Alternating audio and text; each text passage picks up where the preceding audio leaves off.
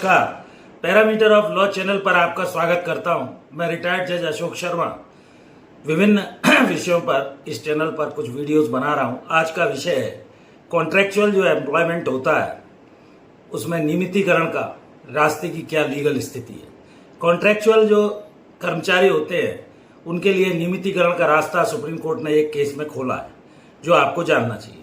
20/12/2024 का एक judgement supreme court का Jaggu versus union of India और इसके अलावा Shripal versus state of UP supreme court permanent 12 मासी जो लोग काम कर रहे हैं किसी भी एम्प्लॉयमेंट में नाम उनको कॉन्ट्रैक्ट दिया गया है संविदा कर्मियों के रेगुलराइजेशन के लिए, चाहे वो टेम्परेरी हों, डेली वेजर हों और एडहॉक हों। उमा देवी का जो एक जजमेंट 2006 का था कर्नाटका स्टेट वर्सेस उमा देवी, उसके लिए गवर्नमेंट पालन तो करती है और ये कह देती है कि ये कॉन्ट्रैक्चुअल एम्प्लॉयमेंट है इसलिए इनको रेगुलर नहीं किया जा सकता।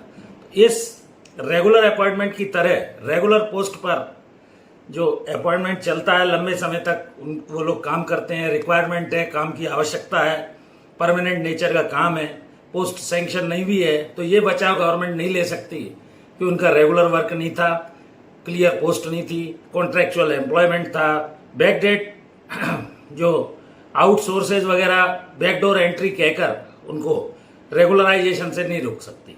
मिसयूज ऑफ टेम्परेरी लेवल, ये सब इस जजमेंट में कहा गया। उमा देवी के जॉब सिक्योरिटीज के राइट को फंडामेंटल राइट मानते हुए रेगुलराइज करने के आदेश दिए गए, चाहे वो आउटसोर्स से एम्प्लॉयमेंट हो, कॉन्ट्रैक्ट बेसिस का हो। Shripal versus union of versus state of UP का भी 12 मासी अगर काम है, जैसे कोई पुल बनना है वो बंद हो गया तो ये चलता रहता है, रेगुलर नेचर का काम है, 12 महीने चलता है। ऐसी स्थिति में ऐसे जो भी वर्कमैन है उनके हितों को रोकना जॉब सिक्योरिटी पर प्रभाव डालता है और इसको डिस्क्रिमिनेशन अनफेयर लेबर प्रैक्टिस कहा गया। अचानक से आप किसी भी व्यक्ति को आर्बिट्रेरी टर्मिनेशन नहीं कर सकते, उसे सेवा से बाहर नहीं कर सकते।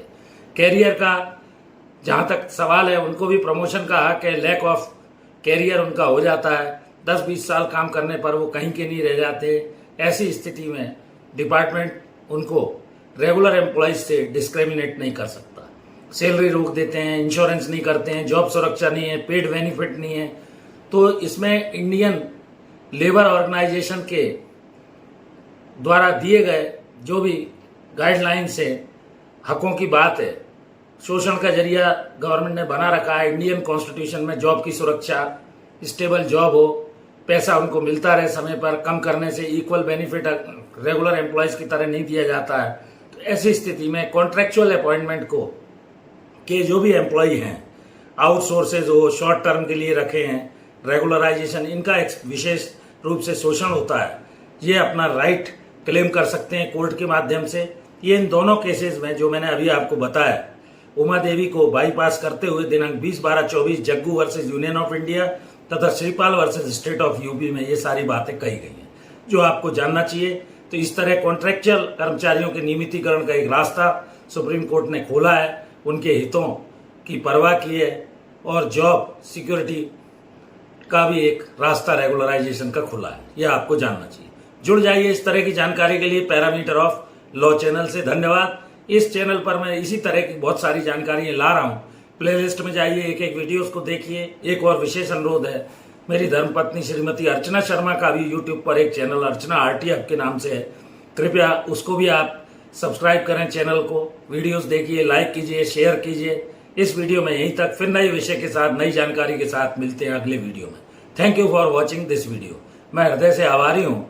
लगभग 86,100 के करीब सब्सक्राइबर मेरे हो गए हैं और करीब 3300 से ऊपर वीडियोज अपलोड हैं। धन्यवाद।